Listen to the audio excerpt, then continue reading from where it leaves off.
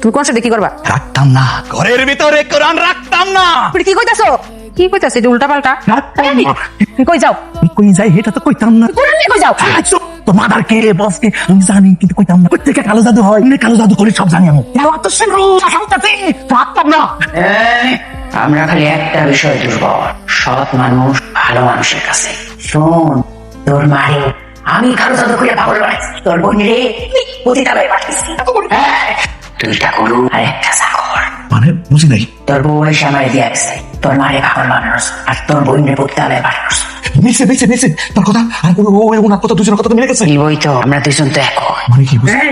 এত মানে বোঝানোর দরকার না। আগে তুই ক, তুই কি তোর বউয়ের বদলা নিতে চাস না? আমি বদলা নিতে চাই, কিন্তু কেমনি? কাজ করে দিতেছি, তুই খালি আমার কতগুলি তথ্য দে, আমি কতগুলি তাবিজ দিমু, খাটির নিচে আর কয়েকটা জায়গার মধ্যে রাখবি।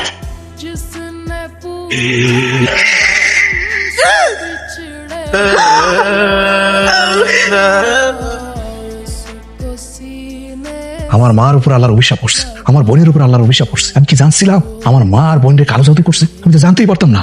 আল্লাহ তোমার কাছে লাখ লাখ শুকরিয়া, তুমি মানুষ রূপী ফেরেশতারা আমার কাছে পাঠাইছো। কি নুরানি চেহারা, আল্লাহ তাকাই থাকতেই মন চায়।